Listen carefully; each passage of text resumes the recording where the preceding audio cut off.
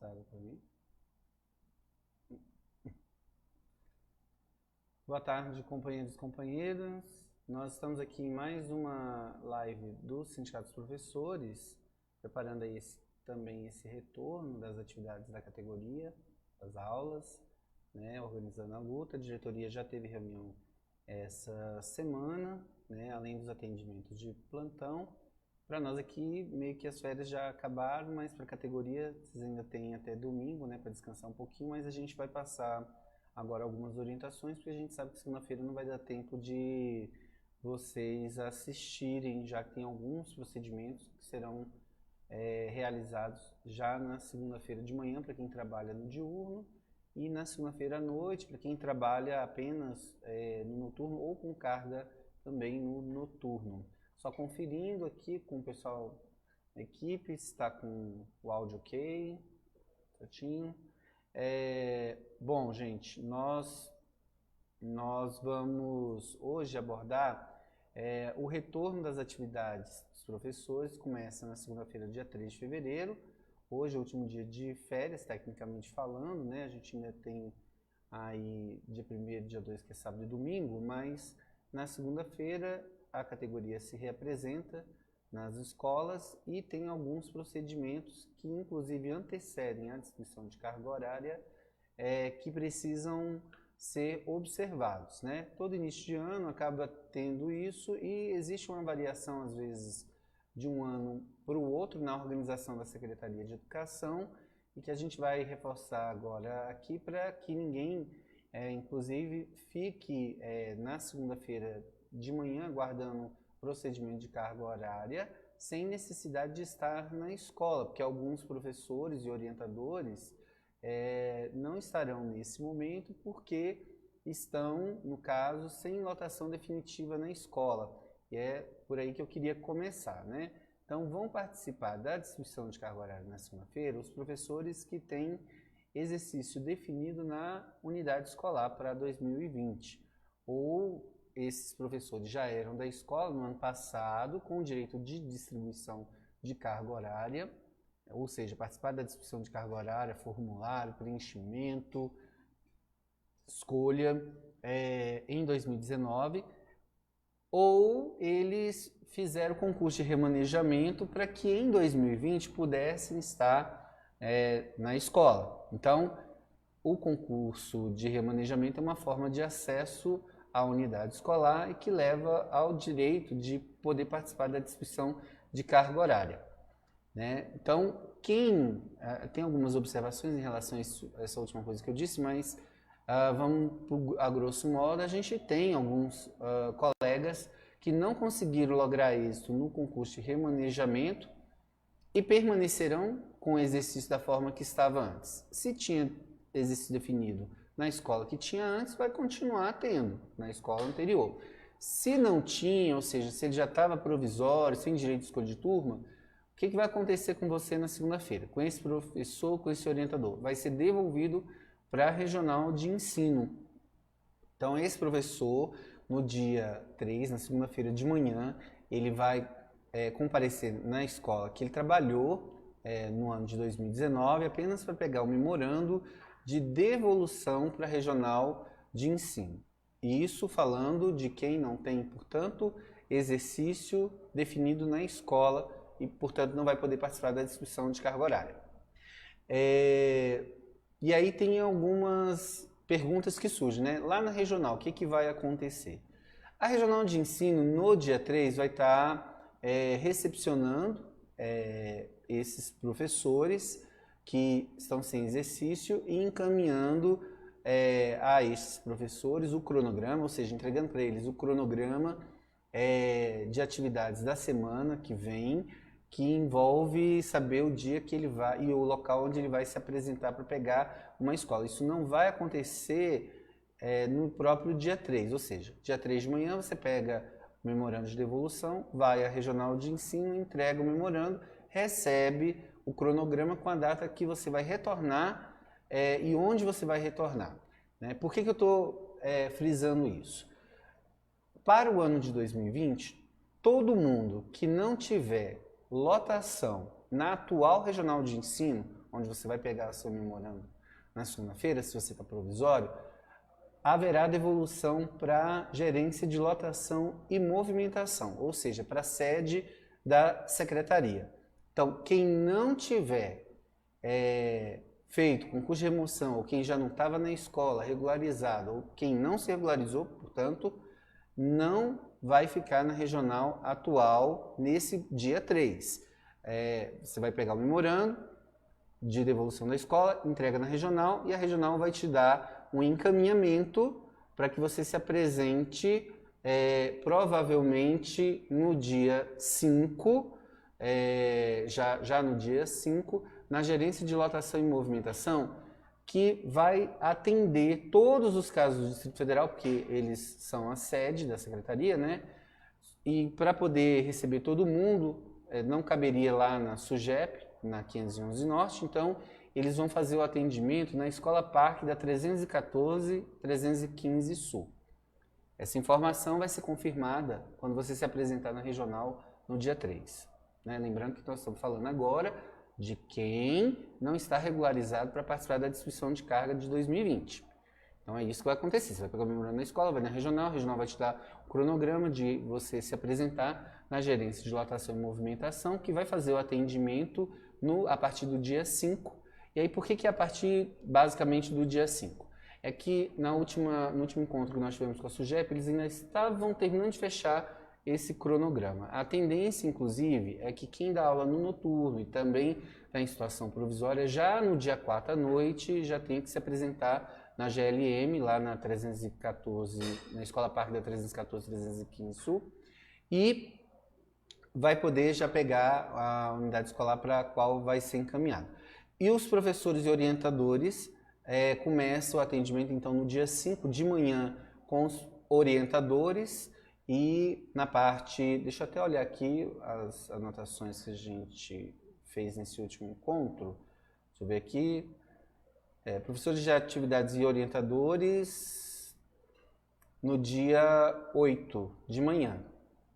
Orientação e professores de atividades já de manhã serão atendidos no dia 5. Na parte da tarde, a gente tem, deixa eu ver, também professores de atividades e no dia 6, professores de área específica. Então, para quem não tem lotação nas escolas, a devolução esse ano será feita para a sede da secretaria e esse procedimento vai ser confirmado na hora que você pegar o memorando de encaminhamento da regional. Não é nem da escola. Na escola você pega o da escola para a regional e na regional eles vão te dar todas essas informações. A gente só está antecipando aqui um pouquinho isso. Provavelmente até o final de hoje as regionais, as próprias escolas já estejam recebendo orientações em relação a isso. Tem um detalhe na história, né? Se você, e aí vamos ver aqui algumas situações. Se você é professor que está trabalhando em Taguatinga, mas sua regional de origem não é Taguatinga, mas você tem uma lotação em uma outra regional, por exemplo, você é de Ceilândia, o que vai poder acontecer também, para você não ter que ir à GLM, é pegar o memorando da sua escola onde você trabalhou em 2019, em Taguatinga, que não é sua regional de lotação, você vai ser devolvido para a regional. Lá na regional, você vai falar o seguinte, ó, caso você queira, né? Não, eu tenho interesse de voltar para a minha regional de origem, que é Ceilândia. Nesse exemplo que eu estou dando. Então você vai poder pedir o encaminhamento da regional já naquele momento para a regional de Ceilândia e já se apresentar lá na Ceilândia, onde a regional de Ceilândia vai dizer, quando você chegar lá, qual é o dia que você vai escolher a carga na Ceilândia.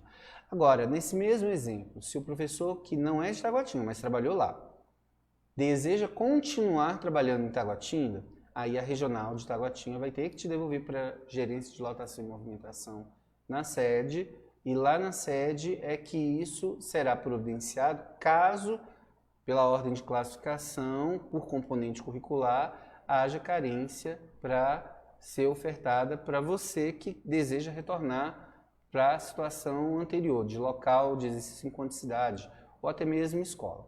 Lembrando que lá na GLM terão sim prioridades os professores e orientadores, que são portadores de necessidades especiais, e também quem pediu remanejamento a pedido, caso não tenha ainda tido uma resposta, é porque parte dessas respostas vão acontecer justamente nesse momento da devolução à GLM, lá conforme o cronograma. Ok? Então, vou tentar resumir então assim, porque esse conceito mesmo de lotação e exercício acaba, às vezes, confundindo, mas é preciso fazer essa fala inicial para a gente meio que limpar o meio de campo da distribuição de carga horária, que é feita apenas com quem tem direito de permanecer na escola para distribuição de carga horária, ok? Tem algumas situações também do tipo, na hora que você chegar de manhã, a direção da escola já sabe quem está excedendo, né? Tinha direito de escolha de turma, pode até ficar procedimento da escolha de turma, mas como vai exceder também, se já quiser pegar o memorando e na regional de ensino, é perfeitamente, então, possível, tá? Lembrando, então, agora falando um pouquinho com os diretores de escola, que a regional vai estar no dia 3 recebendo esses memorandos de evolução dos professores. Não segure professor que não tem direito de distribuição de carga. Para ficar na coordenação, nenhum desses procedimentos são corretos, tá? O correto é devolver. E você corre ao ficar com um professor que não tem direito de ficar na escola, querendo preencher que ele vá para uma vaga de coordenador, você corre o risco de ficar sem coordenador, né? Ou que ele fique lá para substituir o outro, porque isso vai retardar o processo de lotação das pessoas e a sua escola pode ser prejudicada. Então não faça isso. Quem não tem direito de escolha de turma deve ser devolvido imediatamente no dia 3 para a CRE. No dia 4, também um aviso importante, já adiantando para as escolas, as direções de escolas devem entregar as atas da distribuição de carga e nessas atas abrir as carências necessárias, ou seja, das vagas que não foram preenchidas, né, por componente curricular, e também dos coordenadores que foram escolhidos, eleitos, né, no dia 3, na hora ali antes da distribuição de carga horária. E com isso, o dia 4 foi um dia então destinado na organização da semana internamente para que as regionais de ensino possam estar organizando esses memorandos para despachar quem tem que ser despachado para gerentes de lotação e movimentação, mas também abrir as carências que serão ofertadas para os professores substitutos que fazem a contratação então temporária, provavelmente no dia 6. Havia um indicativo de dia 5, isso ainda não está muito certo, mas muito hoje mais provável de começar a contratação no dia 6. Uma outra regional que talvez comece por ser menor, que comece no dia 5, então cada um também aí ficar atento às convocações, o pessoal que vai ser professor substituto no ano que vem, as convocações das regionais de ensino. Tá ok? Deixa eu ver se tem mais alguma coisa aqui. Bem, tem uma previsão então de na sexta-feira terminar a contratação temporária de professores, né, os professores substitutos, e aí na segunda-feira, dia 10, temos início do ano letivo. Bom, mas essa live também ela vai falar do próprio procedimento da escolha de turma, vamos adiantar então aqui. Uma das perguntas que a gente tem recebido é sobre o procedimento do envio do formulário, né? Primeiro, a gente precisa lembrar que já de alguns anos para cá, toda essa questão eletrônica do envio do formulário e de preenchimento do formulário vem sofrendo alterações e avanços, inclusive, né? Nós começamos com o próprio Simpro disponibilizando de forma eletrônica o preenchimento, depois a Secretaria de Educação meio que viu que era bom, e é mesmo, né, para a organização, e desenvolveu o formulário eletrônico. Esse formulário eletrônico passa por algumas alterações de um ano para o outro, mas tem uma coisa que é recorrente, é que como a regra agora ela é liberada já em dezembro, o formulário também é preenchido a partir da liberação da regra, ali em dezembro, ou seja, do campo de preenchimento, o quadro de pontuação. Então, isso é uma coisa que a gente precisa entender. Faz parte agora do nosso final de ano, ter que já no final do ano separar essa documentação e preencher esse formulário e entregar. É claro que para o exercício agora de 2020, isso começou lá em dezembro de 2019, e aí eu quero chamar a atenção para as duas circulares que foram feitas, em especial a primeira, que foi a circular número 97 de 2019, da SUGEP, que orienta que preferencialmente os professores deveriam então preencher o formulário até o dia 3 de janeiro. Nós até fizemos uma outra live para falar disso, e aqui é uma preferência para você não ficar mexendo com isso nas férias. Mas teve gente que não conseguiu fazer, nem ali ainda em dezembro, antes de entrar de férias, nem até dezembro, nem até o dia 3 de janeiro, que foi aos poucos sendo orientado a continuar a enviar. E aí a gente chama a atenção dos gestores para a palavra preferencialmente, porque o sistema continua recepcionando o envio dos professores e vai continuar recepcionando até as 9 horas da segunda-feira do dia 3. É claro que a maioria das escolas hoje já estão com tudo pronto, né? Tanto a parte da modulação, das cargas que serão apresentadas, quanto também do preenchimento e validação em relação aos professores da sua escola. Mas pode acontecer que uma ou outra escola, ou até mesmo, né, que todas as escolas tenham um professor, dois professores, que não tenham enviado ainda esse formulário. Aí a pergunta é, ele pode enviar? Pode. Ele pode enviar até as 9 horas da segunda-feira. E aí a gente pede, novamente, para que isso não ocorra de última hora, porque se faltar luz, faltar internet, se você deixou para fazer isso na última hora, você está correndo todos esses riscos. Isso não é recomendável, mas em tese poderia se mandar até as 9 horas. E a direção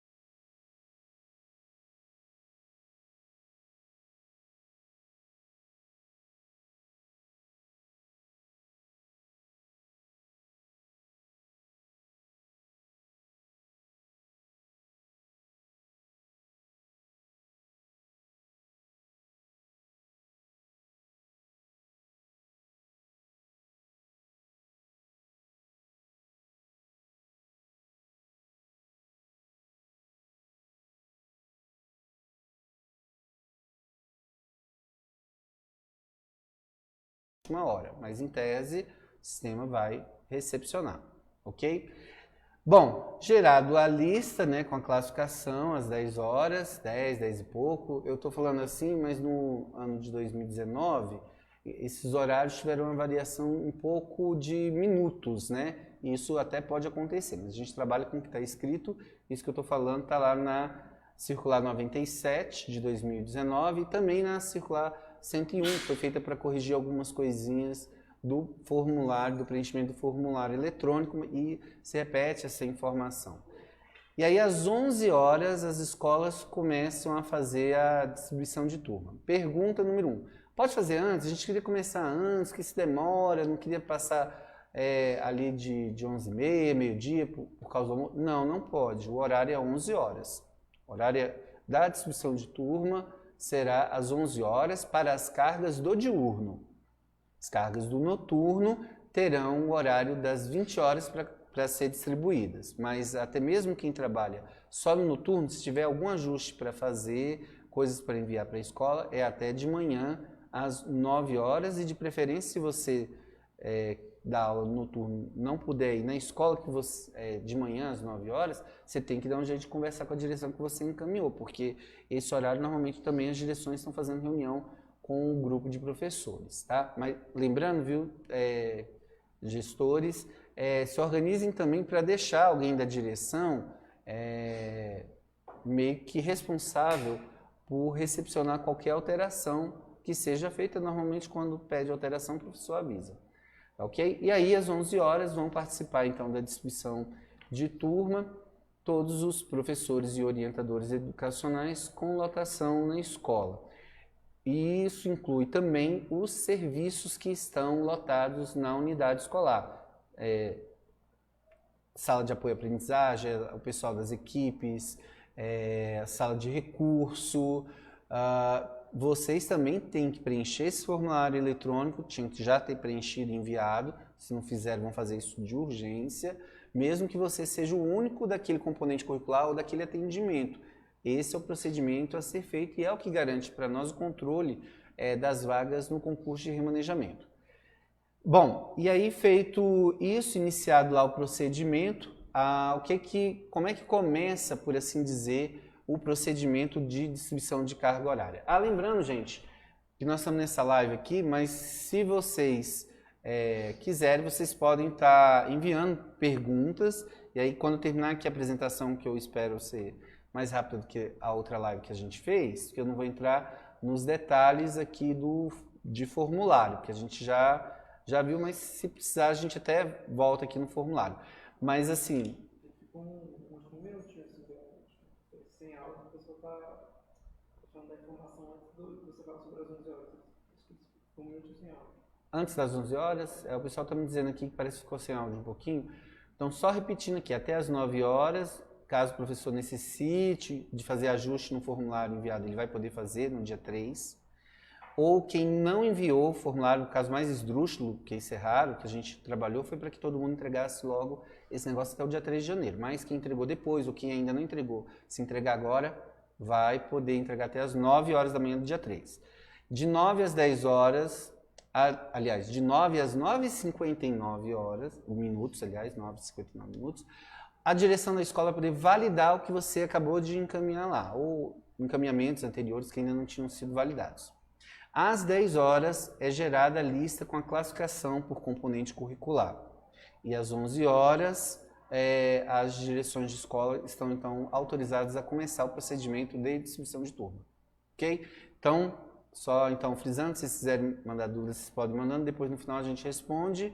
Vamos para a distribuição de turma. O que a direção tem? Como é que começa a distribuição de turma? Depois de todo esse trabalho que vem sendo feito lá desde dezembro, a direção da escola vai começar a distribuição de turma apresentando as cargas a serem então oferecidas aos professores. Então, se é uma escola de área específica, ou seja, CEF, Centro de Ensino Médio, Centro Educacional, vai dizer, olha, eu tenho tantas cargas de matemática, essas cargas estão organizadas como?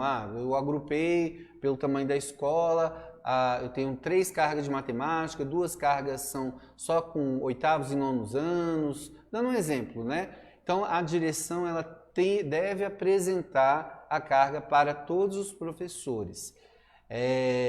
Feito isso, aí pegar um caso um pouco mais esdrúxulo, que envolve um componente curricular com um maior número de servidores, que é o componente de atividades, né? Mesmo procedimento.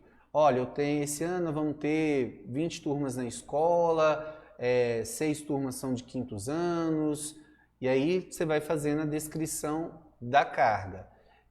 Caso, inclusive, na área específica ou na área de atividades haja turmas com redução do número de alunos, isso pode ser identificado. A gente não identifica na apresentação da turma, são os alunos da turma, né? Esse menino aqui está nessa turma que é danado, isso não é possível ser feito, não deve ser feito, inclusive a portaria não permite esse tipo de apresentação. Você apresenta tecnicamente o que é a grade que a escola vai trabalhar, as turmas, né?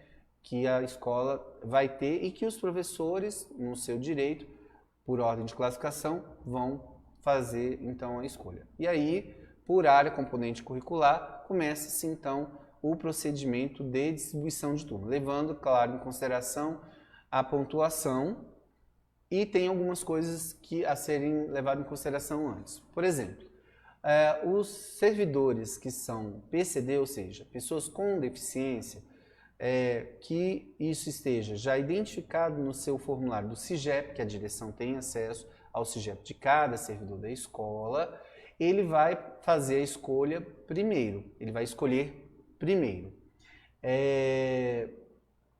Se você tiver mais de um servidor PCD no mesmo componente curricular ou no mesmo atendimento, então quem vai escolher primeiro? Aí é preciso se utilizar dos critérios de desempate presentes, salvo engano, ali na portaria 470, deixa eu até olhar aqui direitinho, acho que eu nem trouxe para cá, mas vai estar no Tira Dúvidas, que a gente está só terminando ali de diagramar, acho que até às 18 horas a gente libera um Tira Dúvidas de 2020. O critério de desempate está descrito na portaria 470, salvo engano ali pelos artigos 33, 34, uma coisa assim. Depois aqui a gente olhando, eu até volto nesse assunto só para localizar direitinho, mas tem um critério de desempate para quem é PCD. Então, se eu estou numa escola classe, eu tenho um componente sendo ofertado, e aí eu tenho 4 professores que são PCDs. Então, independente da classificação que eles obtiveram da escola como um todo, eles vão escolher primeiro. Então, a inscrição começa por eles e como é que a gente sabe entre eles quem vai escolher primeiro? Aí a gente tem um critério de desempate citado aqui na portaria, que não pegar a pontuação que cada um teve, tá? Aí tem uma lei da Câmara Distrital que encaminha para que o procedimento de desempate entre os PCDs seja criado a partir do critério geral de desempate, aí sim do formulário, tá bom? Então, isso no Tira Dúvidas de 2020, a gente está situando lá. E aí vai se fazendo a distribuição de carga horária. Esse ano, por exemplo, nós não vamos ter tanta dificuldade no processo de distribuição da turma de alfabetização, porque essa pontuação, a gente teve várias alterações de pontuações e ela deixou ali de existir. Mas as escolas classes ou centros de educação infantil que possuem turmas de educação especial ou da educação precoce, precisam ter listas que considerem aquela pontuação adicional para quem atua no ensino especial e uma lista de quem não tem pontuação ali, e que não vai participar dali. Isso ocorre porque às vezes eu tenho uma escola classe com 20 turmas e eu tenho 2 turmas que são classes especiais com 4 pessoas interessadas na escola em pegar. Como é que a gente vai fazer isso? Eu vou pegar quem tem interesse e aptidão registrada no SIGEP, tem que ter aptidão no SIGEP, sempre, e vou ver a pontuação que eles obtiveram. E como eles estão disputando uma carga do ensino especial, caso algum deles tenha pontuação de experiência no ensino especial, eles pontuaram lá no formulário. Mas se não vão participar, e aí eu tenho 4 pessoas participando para pegar 2 turmas, né? Tem 2 aqui que não vão conseguir, porque só tem 2 turmas, eles retornam para a classificação geral, e aí manualmente o diretor vai ter que estar atento para retirar a pontuação específica da educação especial no formulário, que tem o formulário. Porque do contrário, a gente teria alguém participando para pegar o 5º ano, uma turma de alfabetização, com pontos que são da educação especial, porque ele não conseguiu bloquear lá. Por isso que a gente não é muito favorável a essas pontuações adicionais, porque força a escola a ter listas diferentes no mesmo procedimento de distribuição. E o que é mais recorrente ninguém consegue, ou não vou falar ninguém, né?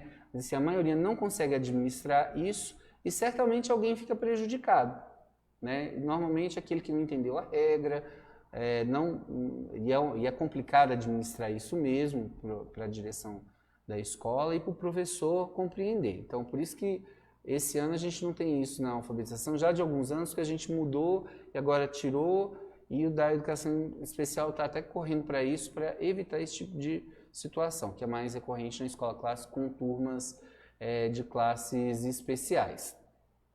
Bom, falando ainda das turmas, da discussão de turma, é bom a gente lembrar que quem chega de concurso de remanejamento deve ficar no componente, ou seja, na disciplina que ele bloqueou lá no processo de remanejamento. Então a gente tem que estar atento que às vezes eu estou chegando na escola porque eu bloqueei matemática, mas eu tenho outras habilitações, eu tenho habilitação em biologia, em química, em física. Na hora da pontuação lá eu fico até na frente de todo mundo, resolvo mudar para outro componente curricular. Não, eu vou querer física. Eu vim para matemática, mas eu vou querer física. Eu posso fazer isso? No ano que você chega do remanejamento não pode. Tá? Então, quem vai para matemática, no ano que chega, tem que ficar no componente que bloqueou. Lembrando, gente, que o componente não é o turno de trabalho, turno é outra coisa. Embora lá no remanejamento apareça informações se é jornada, se é 20/20, qual é o turno da regência, o que define o turno da regência do servidor é o momento da escolha de turno. Tá? Lá no remanejamento, o que fica, que você traz para esse momento é só o componente que você bloqueou. Vamos agora saindo da área específica, vamos ver essa mesma situação do remanejamento nas áreas de atividades. O professor chegou na escola remanejado para dar aula nos anos iniciais regular, né? Ou seja, do 1º ao 5º ano, ou na educação infantil, que às vezes você tem escola que tem os dois atendimentos. Mas a escola tem classe especial, ou abriu classe especial. E esse professor, por acaso, também tem aptidão para aquela classe especial, só que ele fez remanejamento para a classe comum. Ele vai poder participar com a pontuação dele na classe especial? Não. Naquele ano de chegada, não. Porque ele não foi para a classe especial, ele foi para a classe que seria comum. O contrário também é verdade, né? Se alguém faz o remanejamento para uma classe especial de uma escola, pegar o pessoal aqui de atividades. Eu tenho 2 turmas, nesse mesmo exemplo, né? Tenho 2 turmas e um professor fez o concurso de remanejamento para uma dessas 2 classes especiais que a escola teria. Mas a escola tem mais interessados, que já eram até do grupo da escola. Então, digamos que a escola tenha 5 pessoas que já eram do grupo da escola interessados e tem esse chegando do remanejamento. Então, eu tenho 6 pretendentes para 2 vagas. O que vai acontecer? Uma das 2 vagas é de quem está chegando do remanejamento, porque ele fez o remanejamento específico para a classe especial. E a outra turma é para um dos outros 5 que já eram da escola. Qual a ordem de escolha? Aí a ordem da escolha, a princípio, ela vai seguir a classificação que cada um obteve no formulário. Então, esses 5 certamente preencheram com pontuação, se tinham experiência de ensino especial, então estão classificados. Vamos supor que o cara que chegou, o professor que chegou de remanejamento para uma classe especial tenha ficado em 6º lugar. O que vai acontecer? O primeiro lugar, que nesse exemplo já seria da escola, escolhe a turma que está lá disponibilizada. Antes de chegar no 2º, eu paro e entrego a turma para o 6º, que é o cara que chegou do remanejamento. Agora, esse que chegou no remanejamento, no ano de 2021, para o exercício de 2021, aí ele vai ter que participar da distribuição geral entre esses 6 ou até mais professores que vierem a adquirir aptidão ao longo do ano. Então, nesse caso, eu protejo quem está chegando de remanejamento, eu não estou tirando ninguém da escola em função de alguém que está chegando de remanejamento. Esse, inclusive, é um princípio do concurso de remanejamento. Não se fica na escola, não se chega na escola para tirar alguém que já era regular com direito de distribuição de turma, né?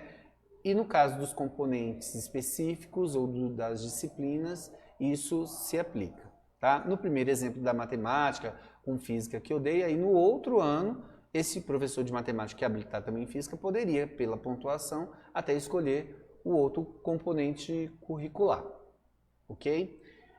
Bom, eu vou tentar seguir aqui também uma sequência que a gente fez antes de responder ali, só para ver se eu não estou pulando nada que seja aqui de muita importância. Vamos só lembrando aqui algumas coisas, né? Por exemplo, quem tem intenção de fazer permuta. A permuta ela pode ser solicitada em qualquer época do ano, mas você só vai ser autorizado nos 15 primeiros dias de cada semestre letivo e sempre depois da distribuição de carga. Então não é possível já no dia 3 você fazer permuta, ou hoje, que seria sexta-feira, para você participar da distribuição de turma da outra escola para a qual você vai realizar a permuta. Isso não é possível. Primeiro vai ter que participar da escolha de turma, da onde você está, depois é liberado a permuta solicitada. E aí a solicitação deve acontecer nos 15 primeiros dias de aula do primeiro semestre ou nos 15 primeiros dias de aula do segundo semestre, ok? Vou passando aqui para a gente ir vendo algumas coisas aqui interessantes que a gente tem. Ah, sim, eu fui falando da distribuição de turma, né? Mas acabei pulando aqui uma coisa importante. A escolha do coordenador pedagógico na escola, ela ocorre antes do procedimento de escolha de turma. Então, o diretor apresentou as cargas apresentadas, vamos fazer a escolha do coordenador pedagógico, depois a gente começa a fazer a distribuição de turma.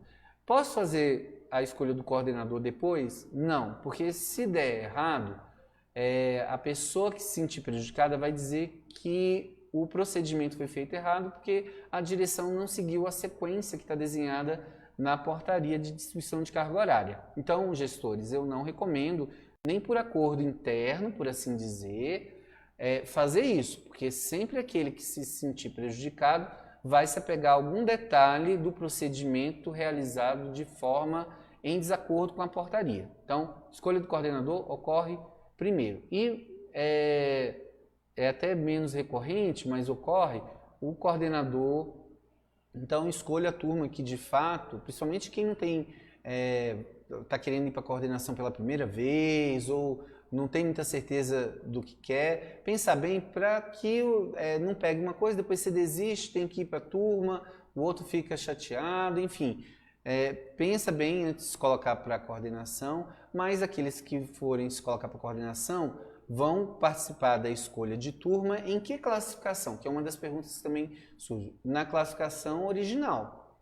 No caso do coordenador pedagógico, uma vez eleito, né? Ele é eleito primeiro, depois eu começo a distribuir a carga, ele vai escolher na sua ordem de classificação. Então, se aquele professor era o quarto lugar, estava em quarto lugar, no quarto lugar ele continua escolhendo.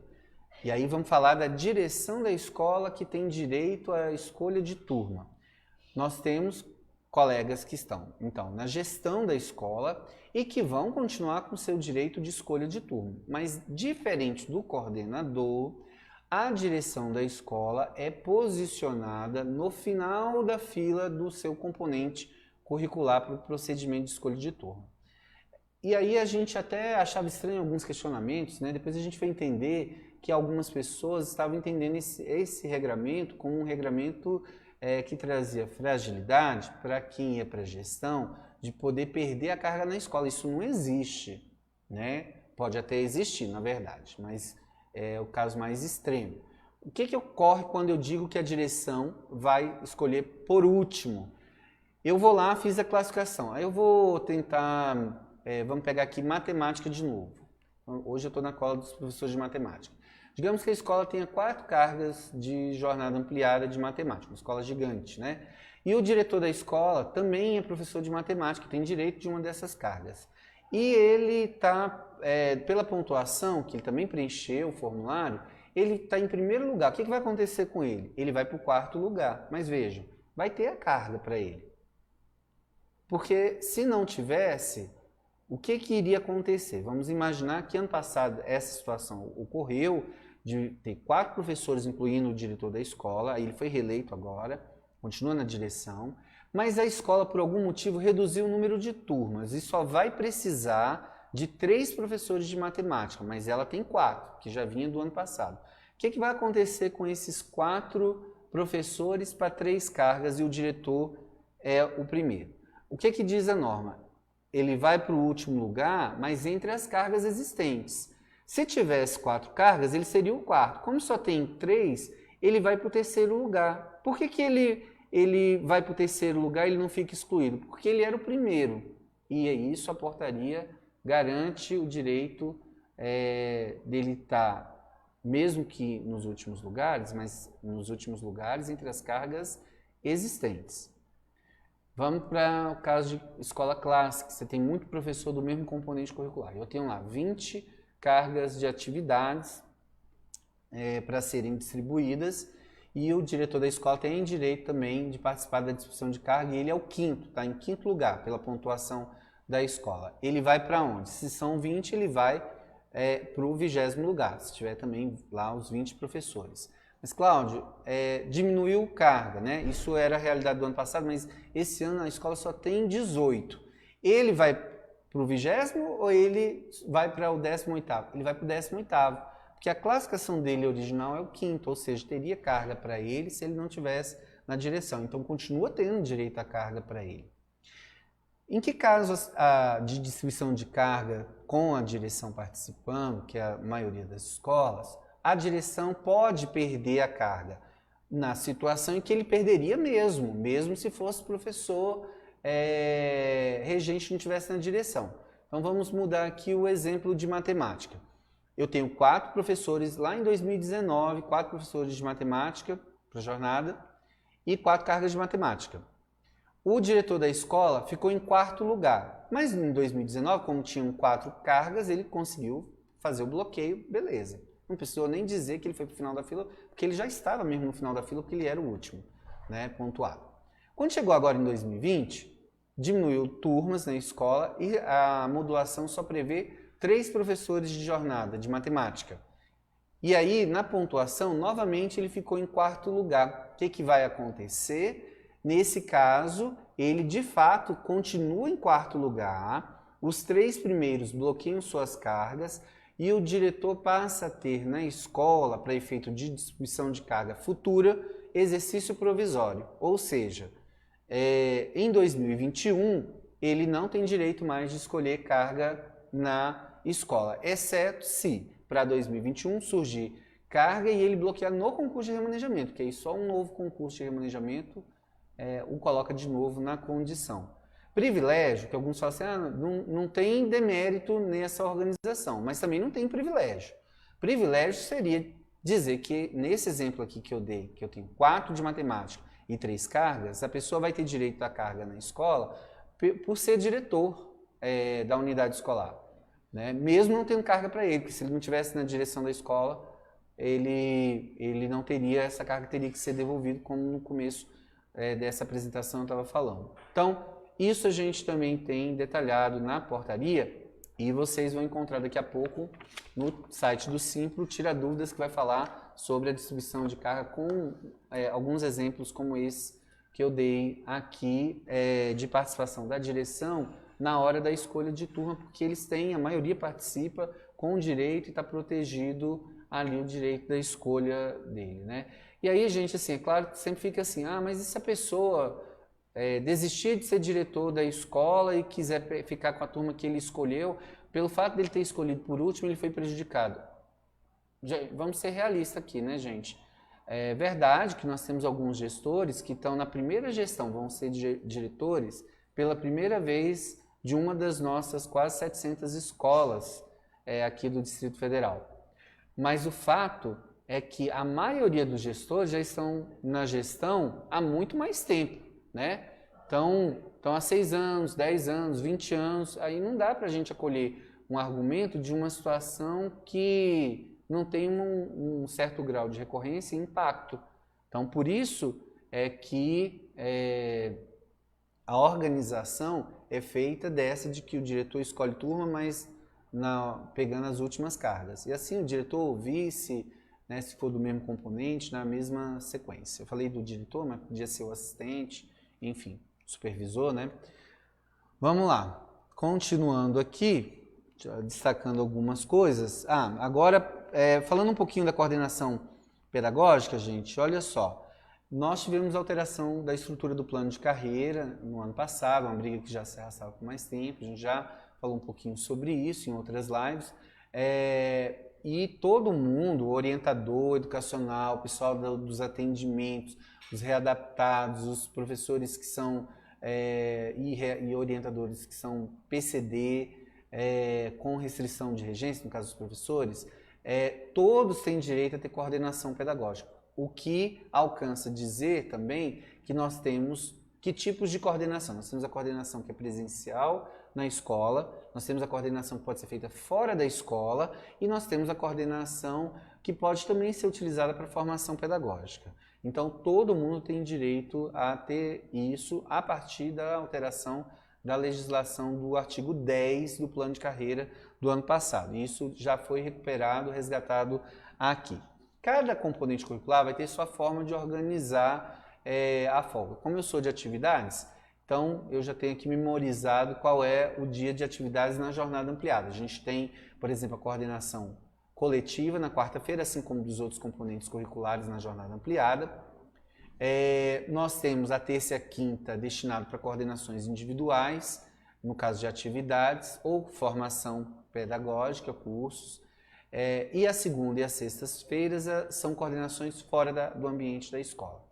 No caso da área específica, a segunda, a terça, a quinta e as sextas vão variar entre coordenações que são fora da escola ou na escola por área, né? E também esses dias que são por área podem ser substituídos por curso, formação continuada. A mesma coisa segue a lógica dos professores que são readaptados, isso também está bem descrito agora, e no Tira Dúvidas a gente inclusive vai orientar, olha, qualquer dúvida vai no artigo tal, da portaria tal, que a gente está trabalhando com a portaria 470, que é da distribuição da carga mesmo, mas a gente tem a portaria de atuação, que é a de número 3 de 2020, e a gente tem a portaria, salvo engano, 241 de 2019, que é a da lotação e exercício dos professores. E no caso dos readaptados que atuam em biblioteca, a gente ainda tem a portaria 380 de 2018, que versa sobre o ambiente da biblioteca escolar. Tá joia? Então, acho que sob coordenação principal seria isso. A escolha o quantitativo de coordenadores tem um quadrinho para as direções estarem acompanhando, e vale destacar que eu posso ter professores readaptados com coordenadores sem preencher o número de vagas de coordenadores que a escola tem direito. Então, por exemplo, uma escola que tenha direito a 3 coordenadores na área de atividade, se for uma escola classe, por exemplo, se ela tem direito a 3 coordenadores, ela tem direito de 3 coordenadores dos regentes, e 3 coordenadores também entre os readaptados, caso haja interesse, e também caso o grupo aceite no processo de eleição. Então, essa escola poderia ter 6 coordenadores? Sim, poderia ter 6 coordenadores. Vamos para a área específica. Eu poderia, num CEF, num SED, se eu tenho direito a 6 não, desculpa. Se eu tenho direito a 4 coordenadores, eu tenho direito também a mais 4 coordenadores, sendo eles readaptados, ou PCD, esquecendo, PCD com restrição de regência? Sim, tem. Então você poderia ter 8. Isso foi uma forma que nós encontramos nos últimos anos de aproveitar a experiência, aproveitar o trabalho do professor que está readaptado na organização pedagógica da escola.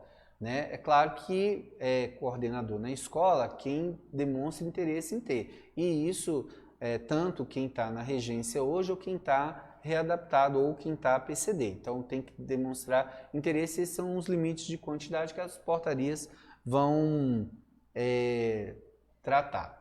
Tá joia? Deixa eu ver aqui. Quantitativo de coordenadores.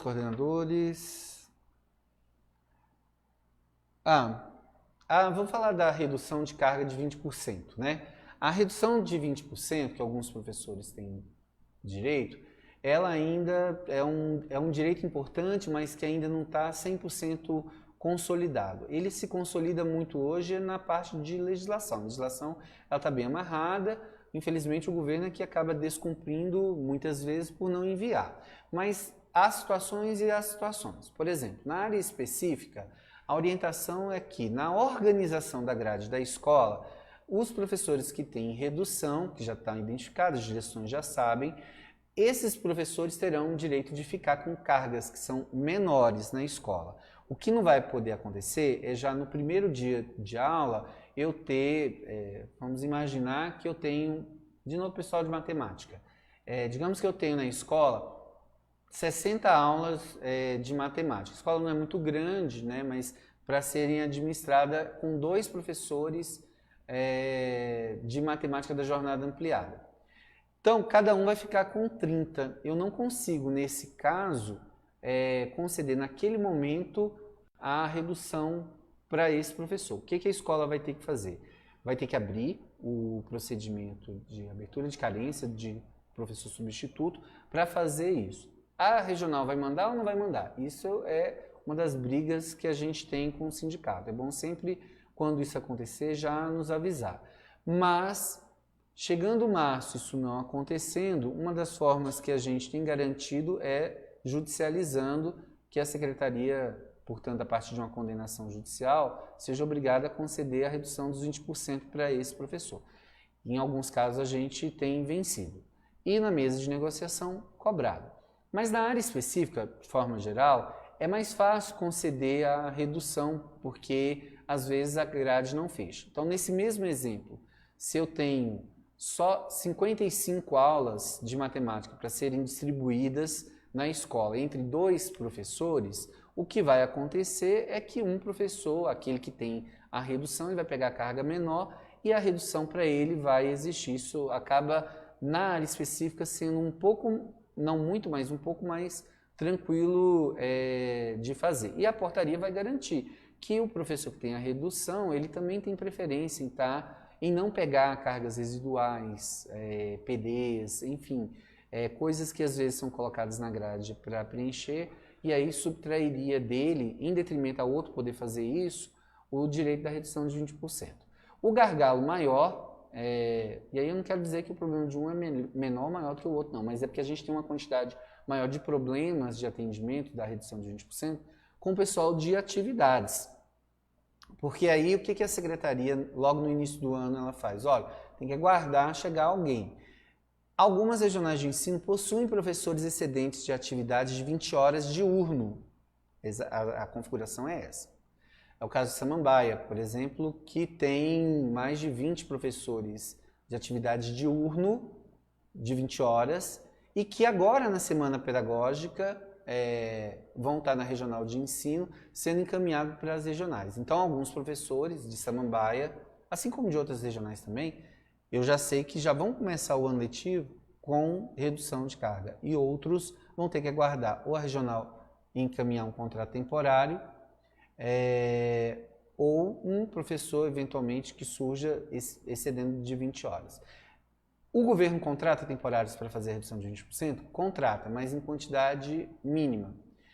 Também, no caso dos de atividades, a gente tem algumas experiências aqui no plano piloto, que foram feitas juridicamente, né, questionando a aplicação desse direito, em que a secretaria foi condenada a contratar o temporário para poder fazer o professor substituto, para fazer a redução do professor que tem o direito à redução de 20%. Então, a gente orienta que chegou março, a escola já abriu a carência, não foi ninguém, então procure o sindicato para que a gente possa estar fazendo essa discussão, inclusive no âmbito judicial. Alguns professores já têm essa decisão, sabem do que eu estou falando, e para esses professores as regionais acabam tendo que dar mais atenção no início do ano, porque eles vão ter que cumprir a decisão judicial que o professor já tem na mão. Ok? Bom, vamos seguir aqui, deixa eu ver. Uma coisa que surgiu, gente, também, é que no caso da educação física, o projeto Educação com o Movimento, que é a educação física nas escolas classe, ele é preferencialmente adotado na escola com a jornada ampliada, porque a carga fica redondinha, até 30 aulas que o professor vai pegar. Mas quando o professor é de 20 horas, infelizmente a portaria 470 e a portaria 3 de 2020, ela vai excepcionalizar a possibilidade de chegar a 16 aulas, ou seja, se ele tiver 2 cargas no projeto em escolas diferentes ou na mesma escola, ele pode chegar a 32 aulas, como era há 10 anos atrás. Ou seja, para nós isso é um retrocesso que continua na mesa de negociação sendo discutido para resolver a situação do Educação com Movimento, que de forma geral a gente também tem cobrado a expansão da educação física nas escolas classe, para todas as escolas classe, ok? Vamos ver aqui, deixa eu até marcar aqui que eu vou ter que fazer uma correçãozinha ali no Tira Dúvidas, vi que eu não mudei aqui o número da portaria.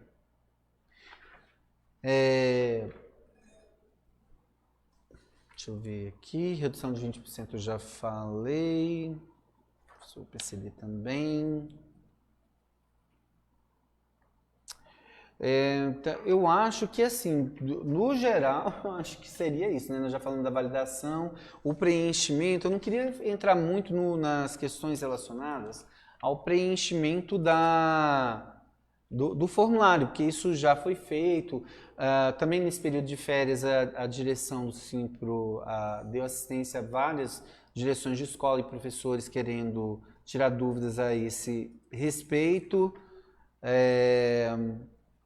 Eu acho que nós podemos ver aqui se nós temos perguntas. Só lembrando do formulário, né? A letra F, G, H tiveram problemas no formulário eletrônico. A secretaria corrigiu uma parte, outra parte não conseguiu. E aí, como as pessoas já estavam preenchendo, teria que apagar tudo, ia gerar mais transtorno. E aí foram feitos circulares, que é a circular 101, que faz orientações. Quer ver? Por exemplo, a letra F, o preenchimento do formulário eletrônico tem que ser feito manual, ou seja, você contabilizava a carga horária, dividia por 80 e multiplicava por 1,5 e já colocava o resultado. Mas na letra G, o sistema estava certinho, ou seja, lá você só precisava jogar os dados da quantidade total de número de horas, que ele mesmo processaria o cálculo. E a letra G tinha uma redação equivocada de divisão, mas que na letra G não cabia ter. Então, por isso veio a circular número 101 da SUGEP de 2019, fazendo essas correções. A gente também soltou alguns informativos a esse respeito. Tem perguntas, gente, no Face? Vamos tentar, então, responder aqui. Eu vim aqui com as circulares e esqueci de pegar a portaria. Então, se eu precisar da portaria aqui, eu vou ter que entrar no site do Simples aqui para poder gente tá vendo aqui e respondendo, tá? Deixa eu ver aqui. Deixa eu dar um F5 só para ver se atualiza também.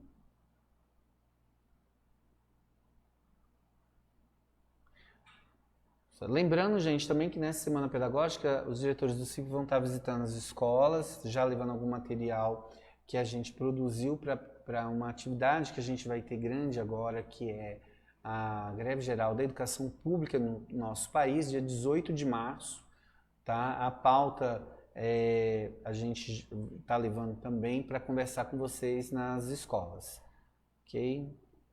Cadê? Estou abrindo aqui.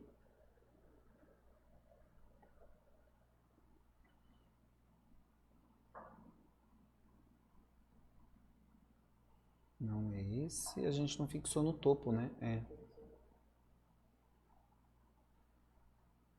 Tá, vamos lá, gente. Mas aqui pra mim só aparecem 4, é isso, né? Deixa eu ver aqui. No vídeo, né? Eu acho mais difícil pelo vídeo, mas... Silenciei aqui e vamos lá. De cima pra baixo. Tô vendo aqui a Eugênia, a Lígia, boa tarde, Lígia. Deixa eu ver aqui a Daiane Caprini. Qualquer professor que tenha passado pelo remanejamento, que esteja dentro das regras para coordenador, pode se candidatar ao cargo de coordenador? Não exatamente qualquer professor, Daiane, porque realmente aí tem um detalhe, né? Os professores recém-possados que ainda não completaram até o dia 3 de fevereiro, segunda-feira, 1 ano, eles não poderão atuar como coordenador pedagógico. Há uma restrição na portaria em relação a isso, até porque essas nomeações de professores, nós estamos aí de novo numa outra briga agora para sair um novo lote de nomeação, elas são fundamentadas de que esses professores vão atuar na regência de classe. E o Tribunal de Contas acaba ficando, eu não digo frustrado, mas a gente fica assim numa saia justa quando a gente é contra-argumentado que estão contratando professor, mas ele não está indo para a sala de aula, por exemplo. Então, o que se adotou como princípio? Que o professor recém-empossado, ele só vai poder atuar na coordenação pedagógica após 1 ano da sua posse. Então, isso tem. Então, é bom que os diretores estejam atentos à data de matrícula de quem está interessado em participar, porque a portaria vai criar uma restrição em relação a isso, a portaria 03 de 2020, que é a portaria de atuação. Deixa eu tentar ver aqui. Eu não sei se eu vou conseguir pegar de todos, porque parece que pula as perguntas. Vamos lá, Luana. Quando excede, é devolvido quem tem menor pontuação ou quem entrou por último pelo remanejamento? Olha só, aí nós temos algumas situações do próprio remanejamento. Vamos primeiro pegar assim, quem está chegando de remanejamento não pode tirar ninguém da escola. Ninguém da escola pode ser devolvido porque chegou alguém de concurso de remanejamento agora em 2020. Isso não existe. O que vai acontecer nesse episódio é que se alguém tem que ser devolvido porque uma carga reduziu, fechou, ou até porque erraram e não olharam lá no remanejamento e abriram uma carência que não tinha que ter sido aberta. O que vai acontecer? A pessoa remanejada, ela está devolvida. A pontuação dela nem é olhada. Eu estou falando assim, de forma esdrúxula, mas é claro que quem fez o concurso de remanejamento já até mandou o formulário, mas não é isso que vai prevalecer, não é a pontuação nesse caso, tá? Em que a carga deixou de existir, houve redução de turma na escola, então quem está chegando de remanejamento não fica. Ele é devolvido, vai ser devolvido para a regional e passar pelos procedimentos que eu expliquei no início da live. Agora vamos sair desse cenário de remanejamento e vamos para um outro cenário em que não está chegando ninguém de remanejamento aqui na escola, porque nem teve vaga aqui, ninguém abriu. Ano passado a gente tinha 4 cargas de matemática, hoje eu estou na cola do pessoal de matemática, e esse ano vai ter 3. Então, quem que vai ser devolvido nesse caso? O que teve menos pontuação. Você vê que nesse episódio não tem nada a ver com remanejamento. Os professores já eram da escola. Mas aí você me pergunta, tudo bem, mas e se alguém, por algum motivo, abrir uma carência errada lá, o cara está chegando um 5º professor de remanejamento e só tenha 3 vagas aqui. O de remanejamento está devolvido porque não tem carga para ele, foi aberto errado. E aí não tem nada a ver com a pontuação, não se conta os pontos dele, ele é devolvido. E o que ficou em 4º lugar está sendo devolvido porque a gente tem uma situação em que houve redução de turmas de um ano para o outro na escola. Então, em nenhum cenário, quem chega de remanejamento tira quem já está na escola. Tá ok? Ok, Luana, vamos seguir aqui. Eu gostaria de saber sobre a pontuação quesito 3, item A. Preenchemos ou não a pontuação? Eu não estava muito querendo ir aqui no CIGEP, não. Deixa eu ver se eu consigo entrar aqui. O pessoal tá aqui, usa o CIGEP e daqui a pouco eu estou até atrapalhando esse trem. Acho que não vai dar. Não vai dar, porque minha senha teve alteração e esse computador não vai logar. Deixa eu pegar aqui no site do Simpro a portaria. Pela portaria eu vejo aqui. Que a gente vai falando, tem algumas coisas que a gente já vai decorando, mas tem outras aqui que vai muito específico e é melhor olhar o quadro. Olhar.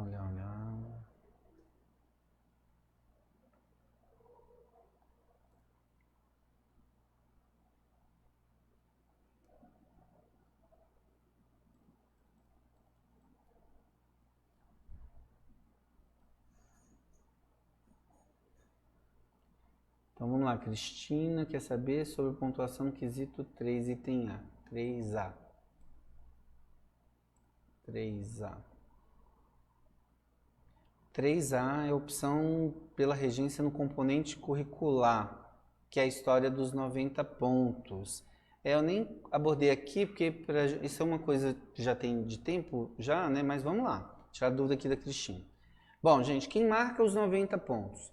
quem vai atuar no seu componente curricular. O que é componente? É a disciplina. É a atuação específica naquela disciplina, na regência, né, daquela disciplina.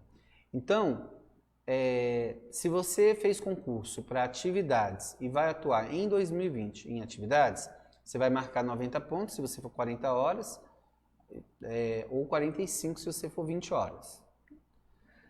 Além disso, você vai também multiplicar o número de tempo de serviço que você tem por 5. Isso é uma fórmula. Lá no formulário eletrônico ele aparece de forma separada, mas aqui na portaria é como se fosse uma fórmula dentro do Diário Oficial do Distrito Federal, que seria 90 mais número de anos da Secretaria de Educação vezes 5. Falando de 40 horas, 2,5 se for de 20 horas, tá ok? Então, o cálculo é feito dessa forma. Digamos que você fez concurso para atividades, mas você também está habilitada no CIGEP para dar aula de língua portuguesa.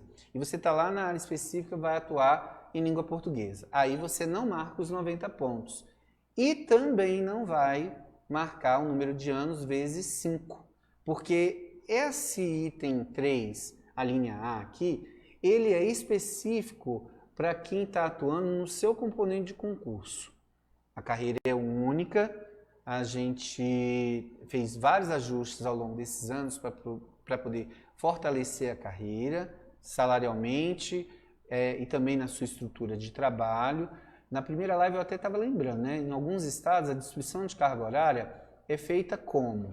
Ela é assim, o diretor da escola olha para a cara do professor, tu tem cara que você é professor de matemática, então você tem cara que dá aula melhor para o 9º e para o 8º ano. E aquele ali tem cara que dá melhor aula para o 6º e o 7º ano. É feito assim, em vários municípios ainda é assim, em alguns estados também, a direção da escola que define isso. Aqui no Distrito Federal teve várias alterações em relação a isso, mas historicamente a categoria sempre quis ter protagonismo na hora de desenhar a regra, que é o que a gente tem tido nos últimos anos. Às vezes não fica exatamente como a gente gostaria, mas fica dentro de um perfil que a categoria de alguma forma ao longo do ano vai expressando para o sindicato e a gente vai reconstruindo aqui. Teve até hoje, mais cedo eu acho, me perguntando assim, ó, uma professora que entrou em 2009, que tem menos tempo de secretaria de quem entrou em 2001, poderia escolher primeiro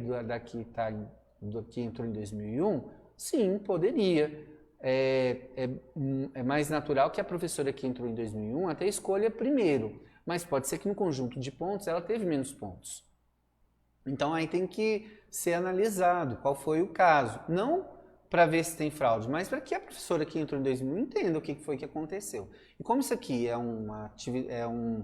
um despacho público, no serviço público, com as pessoas que são servidores públicos, todo mundo tem direito de saber por que ficou naquela classificação. Ah, então eu posso ver o ponto do outro? Você pode, se você acha que tem alguma coisa que está estranha, saber por quê, onde é que foi que a pessoa passou de você, né? Tem até algumas situações em que a pessoa talvez não marcou os pontos que poderia marcar, nesse exemplo que eu dei de 2001 versus 2009. Isso pode acontecer, por exemplo, porque a pessoa de 2001 pegou um afastamento sem remuneração. Ela pode ter sido, não afastada sem remuneração, mas cedida para a Câmara Legislativa, para o MEC, e essas áreas não contam ponto nenhum, embora ela esteja recebendo salário, conte para a aposentadoria comum, entenderam? Então, assim, cada caso é um caso. Não custa nada a direção da escola, explicar, não, aqui ficou na frente por causa disso, né? Então, o momento, inclusive, desses esclarecimentos vai acontecer na segunda-feira de manhã. Aí é bom fazer até um pouquinho antes do próprio procedimento, às 11 horas, quando o coordenador já tem que ser eleito para ir para a distribuição da carga. Bom, espero aqui ter atendido a Cristina, eu acho, né? Deixa eu voltar aqui, tentar achar aqui as perguntas. Deixa eu ver. Medeiros, Henrique, gostaria de saber se no dia da discussão de escolha... Ó, gente, às vezes a pergunta salta aqui, ó, já perdi o do rapaz aqui, mas vou procurando aqui outras. Vamos lá. Cláudio com... Lisete. Oi, Cláudio, gostaria de saber, no caso de carga de 20 horas no turno se as escolas terão que apresentar as grades de horário para escolha ou somente as turmas. Não, a grade ela é apresentada. O que não pode, viu, Elisete Araújo? Aqui você não falou qual o componente curricular, porque tem uma diferença do pessoal que é de atividades, ou seja, educação de jovens e adultos do primeiro segmento, para as cargas de área específica, seja EJA ou seja comum, ensino regular, aliás. Então, a escola, ela pode, na hora da apresentação, sim, ela deve, viu? O pessoal daí da gestão, esse é o tipo da coisa que não precisa ficar escondido mais, que a portaria pede para que seja apresentada as cargas. Se tem turmas de 7º anos, se é tudo misto. Agora, eu queria falar com o professor sobre isso, da área específica. Não é o professor que monta o combo, né? Porque acaba sendo um combo ali. Dentro da carga de matemática, estou na cola do pessoal de matemática. Eu tenho lá os 6º anos, 7º anos. Aí eu tenho uma outra carga de matemática que está com 8º anos e 9º anos. E eu tenho uma outra carga que talvez tenha 1º, 2º, 6º, 7º, 8º e 9º. De repente, estava até para fazer diferente, mas por que não ficou? Isso é a direção que define, isso é do papel da direção organizar. Agora, qual é a parte da obrigação da direção? De chegar no dia da escolha de turma e dizer, eu tenho 3 cargas, elas estão montadas assim. Ah, mas a gente pode negociar, conversar com a direção?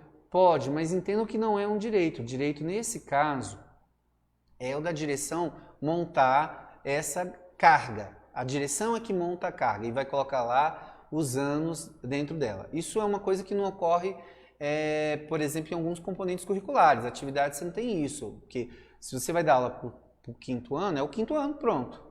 O máximo que vai acontecer nesse caso, mas também acontece na área específica, é dizer, ó, esse 5º ano aqui, ele tem turma reduzida, porque ele está com 2 alunos TDAH.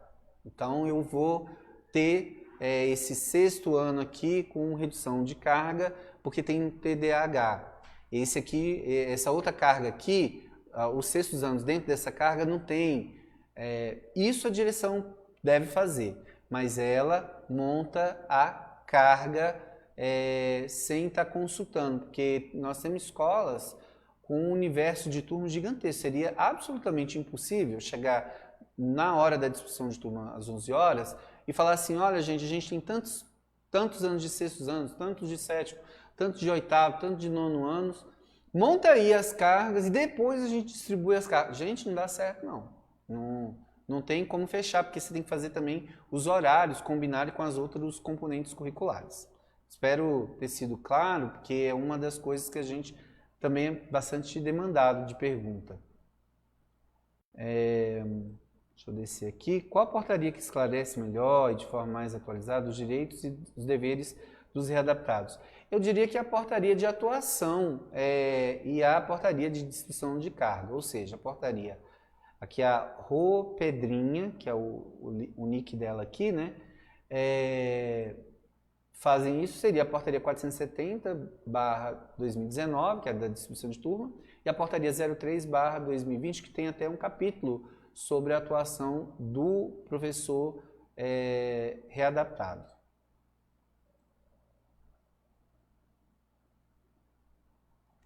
A Cris Brits pergunta o que é a permuta. A permuta é você trocar o seu local de exercício com outro servidor. Por exemplo, você dá aula em Ceilândia e está precisando ir trabalhar na Samambaia. Então você localiza o outro servidor que tem esse interesse e aí vocês vão precisar ler lá na portaria 241 de 2019, que tem um capítulo só sobre remanejamento por permuta. É um tipo de remanejamento. Pode ser feito entre 2 pessoas e até mesmo entre 3 pessoas, tá? E é bom lembrar que quem participa da permuta não pode se aposentar no período de 1 ano, nem mudar seu local de exercício, senão o outro que ficou vai perder o local de exercício, tá ok? Então é bom ler o capítulo lá sobre isso, mas a permuta é para mudar de local de exercício dentro do Distrito Federal.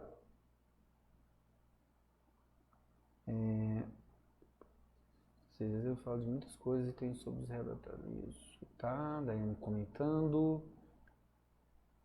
O Velber Juan, e quando há excedentes? Os excedentes são sempre devolvidos para a regional de ensino, onde vão adquirir novo exercício. Agora, se a pessoa não for daquela regional de ensino, porque uma coisa é ser devolvido para a regional de ensino, onde você já tem a lotação. Aí você vai aguardar o cronograma da semana, que a regional vai te entregar no dia 3, vai aparecer no dia e horário que eles combinarem com você, e você vai pegar uma outra escola para ficar provisoriamente na sua regional de lotação.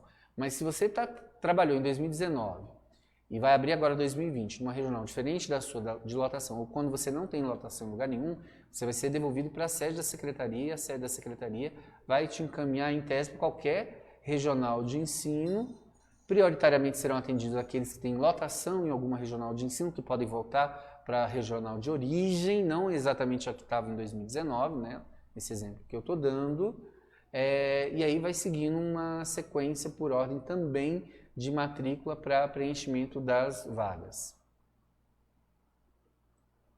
Ok, Juan, vamos ver aqui.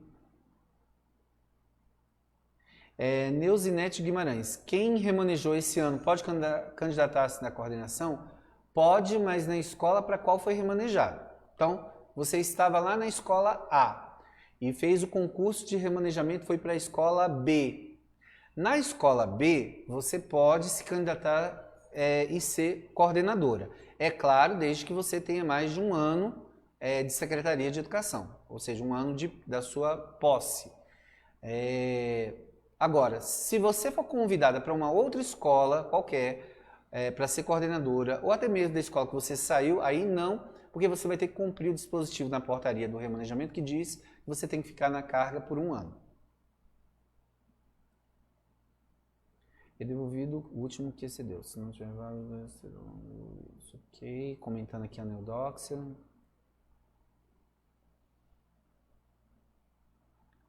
Acho que a Ana está comentando. Fiz remanejamento às vezes.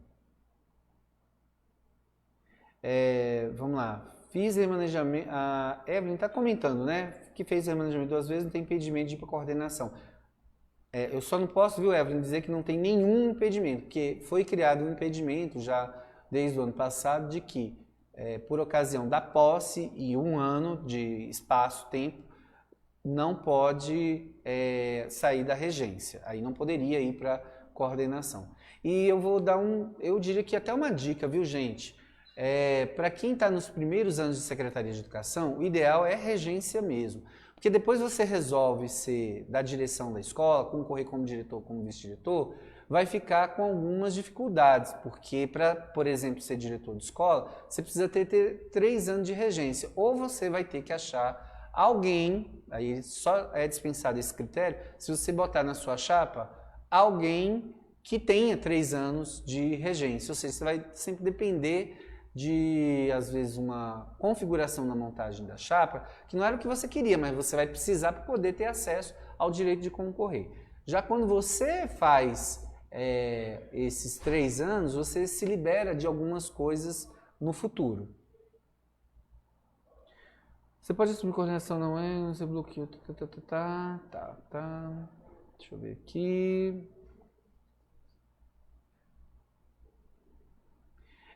Margot Menezes Sena pergunta assim, gostaria de saber se na linha G pode incluir os cursos de faculdades. Na verdade, é na linha F, porque na linha F lá do dispositivo 4, né, do formulário, a gente tem o quê? Vamos aproveitar que está bem facinho aqui, que está aberto, né? Olha aqui, é no F. Pode pôr na tela toda. Na letra F eu tenho aqui o quê? Que eu vou colocar órgãos públicos, aqui instituições de ensino superior. Aqui não tem discriminação se é público ou privado. Nós vamos colocar as públicas e as privadas na letra F. Na letra G vão entrar apenas os cursos fornecidos por empresas que estão cadastradas lá no site da EAP, ok? A Ana está dizendo que travou tudo, mas pode ser internet aí, porque pra gente aqui tá normal, Ana. Os professores readaptados seguem os mesmos critérios de distribuição de turma e carga horária? Sim, Ana, a gente fez alguns ajustes, valorizando o tempo de serviço de todo mundo, e eles vão preencher também os critérios. Só que eles bloqueiam cargas e atividades na unidade escolar. E aí, cada escola, se escola classe, se CEF, se centro de ensino médio, se CAIC, se escola de ensino especial, centro de ensino especial, tem um quantitativo de readaptados que a unidade pode ter. Uma outra variação que dentro da unidade pode ter é daquela história do número de coordenadores, né? Que eu posso ter a biblioteca, eu posso ter um projeto de leitura, eu posso ter um projeto de artes sendo desenvolvido pelo professor readaptado, e eu posso também ter professor readaptado atuando como coordenador, que a gente já falou aqui na live, mas eles preenchem também o formulário.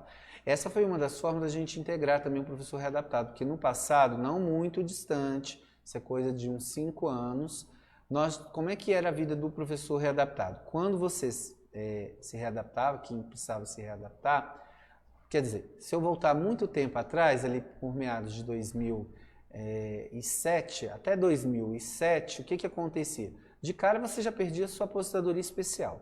Aí, com a criação do IPREV, o SIMP estava na comissão, brigando, como a gente hoje tem brigado na questão do plano de saúde, né? Estamos em uma discussão fervorosa esse ano com o GDF em relação a isso. A gente conseguiu colocar de novo readaptado como um profissional que tem direito à aposentadoria especial. Isso é lei local, é lei local. Só que a condição para ele ter isso é ficar em atividade pedagógica na escola. Ele não pode ficar à disposição da mecanografia, da secretaria da escola. Ele tem que estar em atividade pedagógica. Por isso, a necessidade também da gente abrir espaços para que ele pudesse atuar dentro da escola. E aí, nos últimos 5 anos, a gente entendeu que era necessário acabar com essa história, que para mudar de uma escola para outra, a pessoa precisava meio que mendigar essa mudança de exercício, porque como readaptado não tinha direito de participar do concurso de remoção. Então nós incluímos o readaptado no concurso de remoção. Incluímos o readaptado na portaria da discussão de turma para poder garantir para ele o direito de planejar suas atividades pedagógicas na escola. E como desdobramento também tem direito àquelas coordenações que são fora da escola.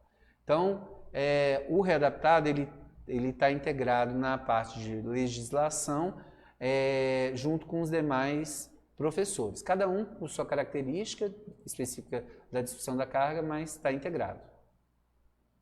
Eu não sei aqui se já foi tudo, né? Porque vai pulando as perguntas, quando seja devolvido.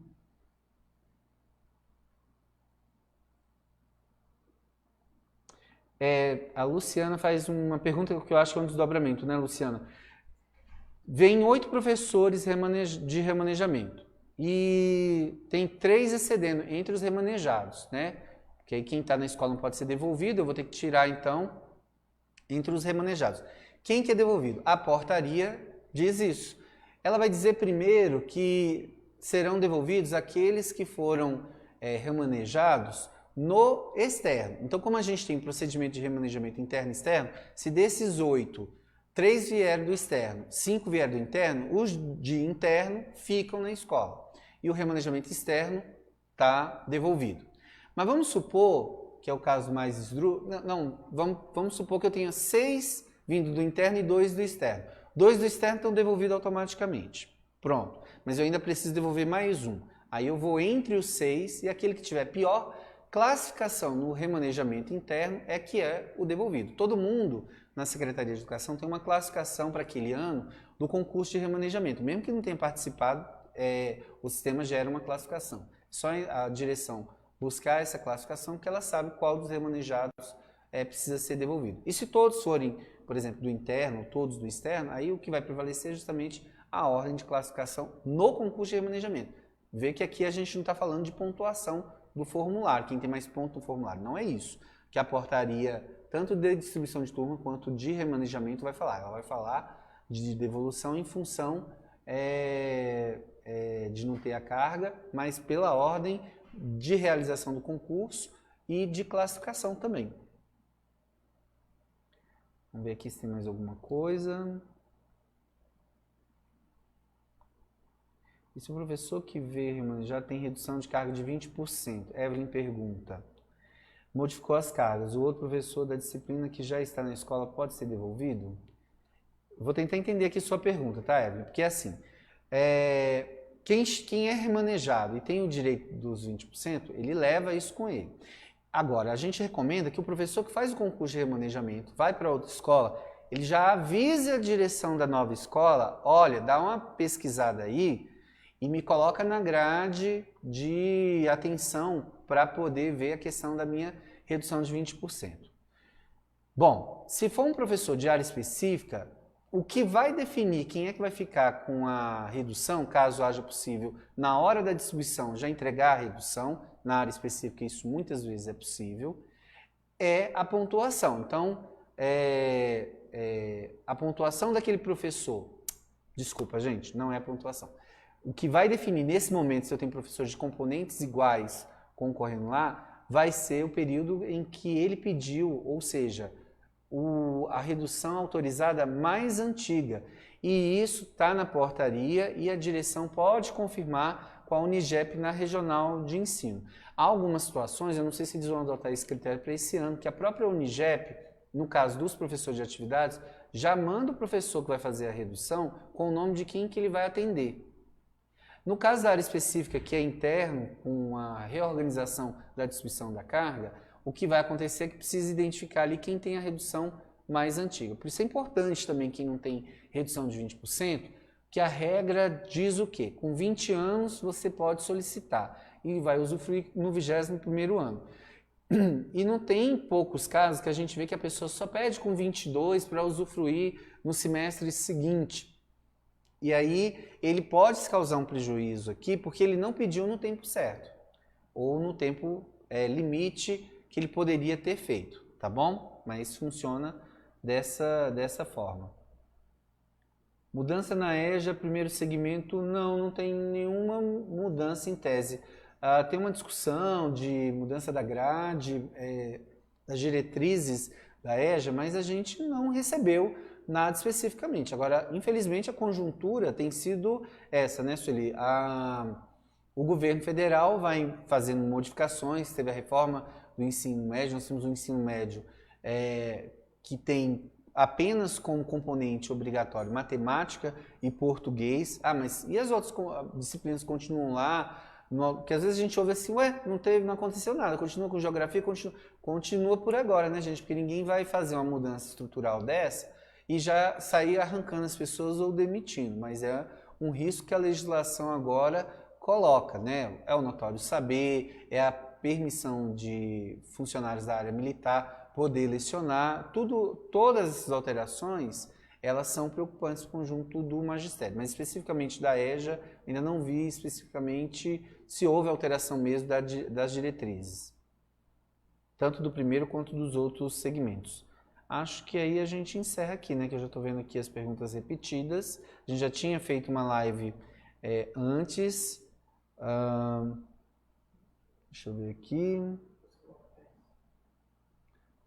aqui. Evelyn, claro, meu ponto sumiu. Evelyn, eu li aqui, eu acho que deu para responder. Senão, você manda aí de novo, Evelyn, que aí eu respondo em off. De outra regional, mas essa aqui é interessante, do Vinícius, se o professor vier remanejado de uma outra regional, mas excede na distribuição de carga. Na verdade, ele não excede na distribuição de carga, porque senão ele nem participaria da distribuição. Ele chegou na escola, chegou lá e não vai ter carga para quem está chegando de remanejado, senão teria que tirar alguém da escola. Então ele, desculpa a expressão, mas ele quica. E ele quica para a regional, para onde ele foi remanejado. Então ele estava lá no Guará, foi remanejado para Taguatinga. Quando chegou na escola, não tinha carga para todo mundo. Então quem está devolvido? O que chegou de remanejamento. Para onde que ele volta? Ele volta para a regional de Taguatinga. Na regional de Taguatinga é oferecido de forma provisória uma carga para ele na cidade. Aí, se ele falar assim, não, eu não vou querer, nessas condições eu não quero, eu quero que torne sem efeito meu concurso de remanejamento e eu quero voltar para o Guará. Pode? Pode. Mas ao voltar para o Guará, volta a lotação do Guará, porque ele pediu, porque ele poderia ficar em Taguatinga, ele vai também ficar numa carga provisória, porque mesmo que a carência que ele desocupou esteja livre, ele vai ter que passar pelo processo de classificação das matrículas na regional para pegar, porque não regulariza de volta o que ele tinha antes. Nesses casos, a gente recomenda que se a pessoa que sai do Guará e vai para Taguatinga dá errado lá na escola, ela permaneça com a lotação em Taguatinga, ou seja, ela não faça a opção de tornar sem efeito, não tem muito sentido, porque se a regional vai te oferecer, pelo menos 99% dos casos, uma vaga na regional, você vai ficar provisório no exercício de 2020, mas você vai ter o privilégio, digamos assim, de participar do concurso de remanejamento interno da cidade de Itaguatinga, que você não pôde fazer no anterior. E isso ajuda em relação a você voltar para o Guará e ter que fazer o externo para Itaguatinga de novo, se o pleito for de voltar para Taguatinga, né? Mas se houve também arrependimento de ter ido para Taguatinga, talvez seja até oportunidade de voltar para o Guará, nesse exemplo que eu estou dando aqui, tá bom, Vinícius? Vamos ver aqui. A Era Florambel está perguntando assim, os anos trabalhados em escola particular não contam?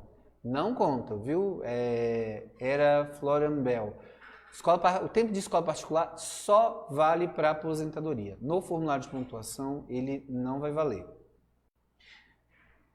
Vamos lá, deixa eu ver aqui. Acho que só, os professores readaptaram. Acho que só, né, gente? Alguma coisa nova aqui? Acho que não. Gente, então é isso. Em nome da direção do Sindicato dos Professores, eu quero aqui desejar um bom retorno ao trabalho na segunda-feira.